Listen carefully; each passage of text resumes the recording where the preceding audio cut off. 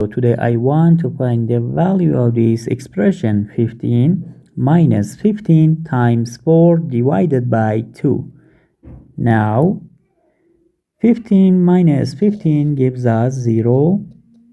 0 times 4 gives us 0. 0 divided by 2 gives us 0. But this answer is not correct.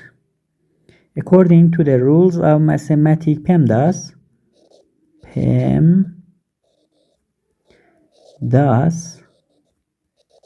we have to solve this math expression in this way. First parentheses, then exponent, then multiplication and division, and then addition and subtraction. We have one multiplication here, one division here, and according to this rule we have to solve this multiplication and division. And as we know, multiplication and division are equally important, so we have to solve from left to right.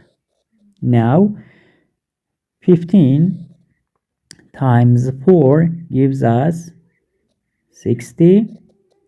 Now 60 divided by 2 gives us 30. Now we have 15 minus 30, and this expression is equals to negative 15. The final answer is negative 15. Thank you for watching. Please like and subscribe this video if you like it.